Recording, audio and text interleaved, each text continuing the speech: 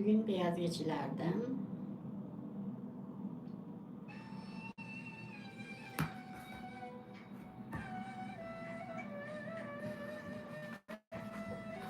Otuz yedinci sayfadan başlayarak okuyacağım. Ne yap ne yapmalıydım? Düşündüm. Efkarlandım ve sonunda karar verdim. Ertesi gün ayrılıyordu ve ben o akşam büyük annem uyuduktan sonra bu işe bir son verecektim. Öyle de yaptım. Ee, Giysiymiş, çamaşırmış ne gerekiyorsa bir bohçaya doldurdum ve elimde bohçamla yarı ölü halde tavan arasına kiracımızın yanına çıktım. Herhalde merdivenleri çıkmam bir saat sürmüştür.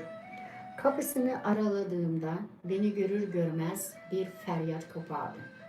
Hayalet olduğumu sanmış, sonra kalkıp bana su getirdi. Çünkü ayakta zor duruyordum. Yüreğim çarpıyor, başım çatlayacak gibi ağrıyordu. Zihnim bulanıklaşmıştı. Kendimi toparladığımda ilk iş bohçamı yatağına koydum. Ben de yanına oturdum. Yüzümü ellerimle kapatıp iki gözüm iki çeşme ağlamaya başladım. Sanıyorum o an her şeyi anlamıştı. Karşımda e, benzi atmış halde duruyor. Bana öyle acıyarak bakıyordu ki yüreğim parçalanıyordu. Dinleyin diye sözü girdi. Beni dinleyin Nasityanka. Elimden bir şey gelmez. Yoksul bir adamım.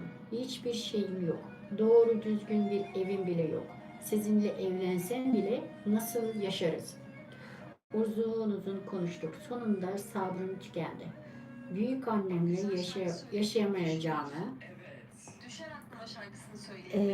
yaşayamayacağımı, beni ondan kurtarmasını, ona iğnelenmek istemediğimi, dilerse onunla Moskova'ya geleceğimi, çünkü sonsuz yaşayamayacağımı söyledim. Utanç, aşk ve gurur o an üçlü de benim ağzımdan konuşuyordu ve ben neredeyse kriz geçirip yatağa düşmek üzereydim. Reddedilmekten öyle korkuyordum ki birkaç dakika ses çıkarmadan öylece durdu. Sonra ayağa kalktı, yanıma geldi ve ellerimi tuttu. Bakın, benim sevgili, iyi yürekli Nasityankam diye başladı gözyaşları içinde. Beni dinleyin, size söz veriyorum. Bütün günün birinde maddi durumum evlenmeye el verirse mutluluğu kesinlikle sizde bulurum. Sizi temin ederim.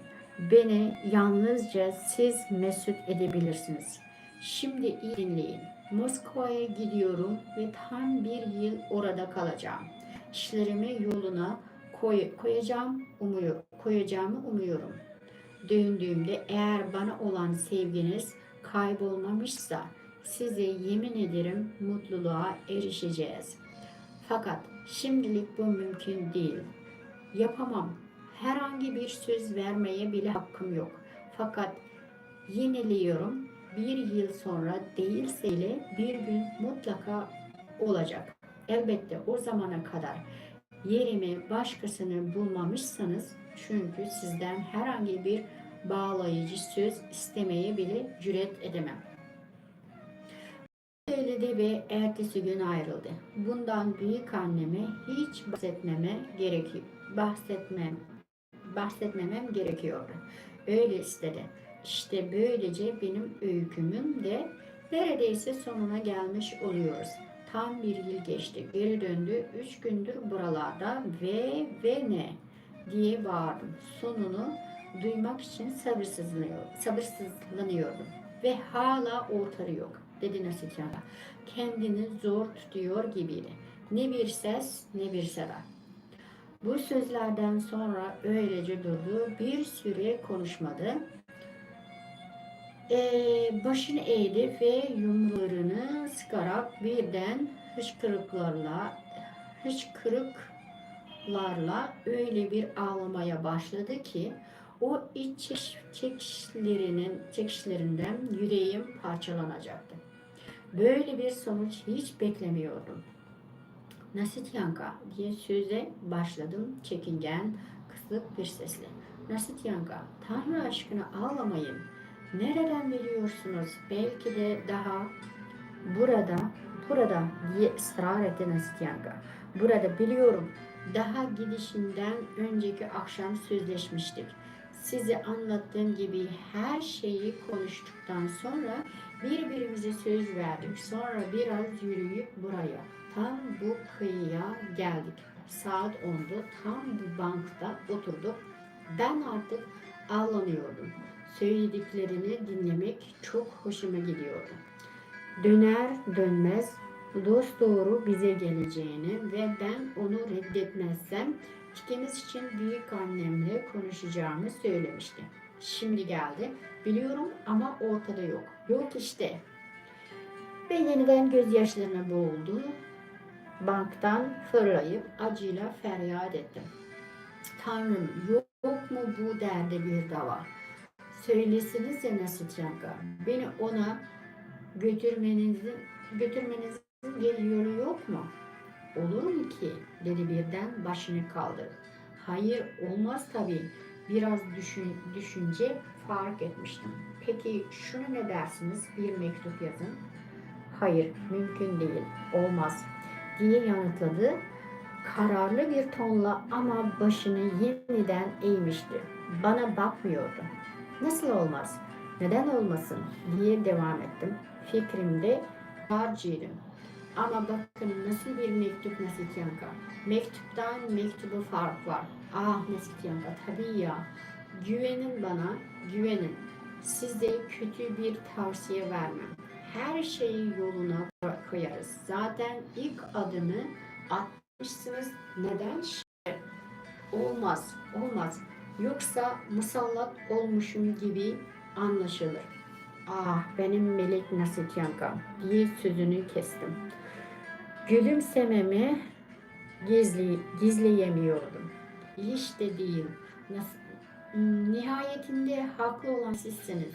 Çünkü size söz vermiş. Ayrıca genel olarak bakıyorum da nazik bir adam. Size iyi davranmış diye devam ettim. Mantıklı çıkarımlarım ve fikirlerimle giderek daha da coşuyordum. Nasıl davranmış? Söz vererek kendini bağlamış. Evlenmeye kalkışırsa sizden başkasıyla evlenmeyeceğini söylemiş. Ondan her an vazgeçmeniz için size tam serbestlik tanımış. Bu durumda ilk adımı siz atabilirsiniz. Buna hakkınız var. Onun karşısında üstünlüğünüz var. İsteseniz onu verilmiş sözden de azat edebilirsiniz. Peki neler yazardınız? Nerede? İşte mektupta. Şöyle yazardım. Saygıdeğer beyefendi. Bu saygıdeğer beyefendi illa gerekli mi? Kesinlikle. Hem başka nasıl olacak ki? Bence peki devam edin. Saygıdeğer beyefendi affını olarak söylemek isterim ki ama yok. Af dilemek falan gerekmez. Olayın kendisi zaten mazur gösteriyor her şeyi. Basitçe yazın. Size yazıyorum. Sabırsızlığımı hoş görün. Ama bütün yıl verdiğiniz mutluluğum olmuştu. Şimdi bu şüphe dolu günleri geçiriyorsam kabahat bende değil ya. Artık ve belki de kararınızı değiştirdiniz. Eğer öyleyse bu mektupta size ne bir sitem ne bir suçlama okuyacaksınız. Yüreğinize yer edemediğim sizi suçlamam. Yazgım böyleymiş. Siz temiz bir insansınız. Bu sabırsız satırlarıma lütfen gülmeyin de, kızmayın da. oğulları zavallı bir kızın yazdığını, yapayalnız olduğunu, ona yol gösterecek, akıl verecek kimse olmadığını ve bu kızın hiçbir zaman yüreği söz geçiremediğini unutmayın. Ama ruhum bir an için de olsa kuşkuya boğulduğu için affedin beni. Sizi bu kadar sevmiş olan ve hala da seven bir kadını kırmayı aklınızdan bile geçiremezsiniz. Geçirmezsiniz. Evet evet, ben de tam böyle düşünmüştüm diye bağırdı Nasityanka ve gözleri mutlulukla ışıldamaya başladı. Ah, kafamdaki bütün soruları çözdünüz. Sizi bana Tanrı yolladı. Size teşekkür ederim. Çok teşekkür ederim. Ne için? Tanrı beni yolladığı için mi? Diye sordum mutluluk dolu küçücük yüzüne sevinçle bakarak. Evet, o yüzden de. Nasityanka, bence başka insanlara yaşamlarını bizimle birlikte geçirdikleri için teşekkür etmeli. Benimle buluştuğunuz için, yaşamım boyunca sizi anımsayacağım için asıl ben size teşekkür ederim. Tamam.